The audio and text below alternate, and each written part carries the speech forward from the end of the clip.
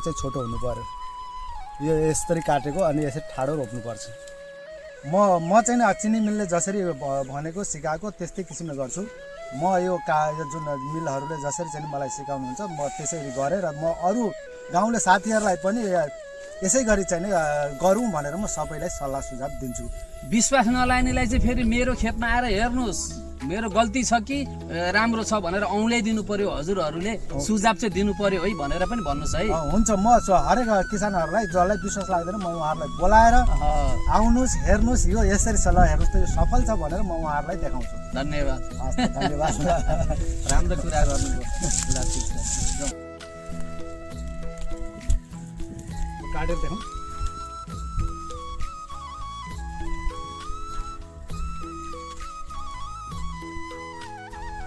यो चाहिँ अहिले अधिकांश उखु किसानलाई के अनुरोध गर्न थालेका छौँ भने नि फागुनमा तयारी हुने उखु फागुनमा काट्दिनुहोस् होइन, र पुस र माघमा तयारी हुने छिप्पिने उखुहरूलाई चाहिँ पुस र माघमा काट्दिनु पायो भने तपाईँहरू जस्तो किसानको सबै किसानको चाहिँ यो उखुमा रस टन्न पसेको हुन्छ।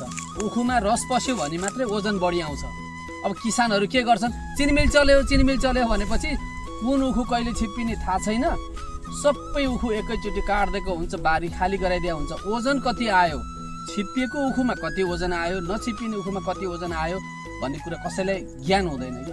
अब चाहिँ हामीले तपाईँ जस्तो सक्रिय लगनशील किसानलाई के अनुरोध गर्छौँ भने कार्तिकमा तपाईँहरूले उखु रोप्नुभयो जुन रोप्नुहुन्छ नि, कार्तिकमा उखु रोप्नुहुन्छ भने यस्तो उखुको एउटा टुक्रा मात्रै काटेर रोपिदिनुहोस्। माघ महिनामा उखु खेती अथवा फागुनको उखु खेती भन्छौँ नि, माघे खेती, त्यस्तो गर्नुहुन्छ भने यस्तो दुईटा आँखा काटेर रोपिदिनुहोस्। त्यस्तो गर्नुभयो भने बिउ बचत, अङ्कुरण क्षमता बढी हुन्छ। 5वटा बिरुवा यसरी लङलङ्ग रोप्नुभयो भने उम्रिने त यो बिचको एउटा या दुईटा मात्रै हो कि, अरू 4वटा त बिउ खेरको नि है। अब चाहिँ तपाईँले पनि आफ्नो छिमेकीहरूलाई त्यही भनिदिनु होला कि गल्ती भने मैले एकदमै ठिक भन्नुभएको होइन होला। एकदम ठिक भन्नुभयो। ल फेरि बन्द गर।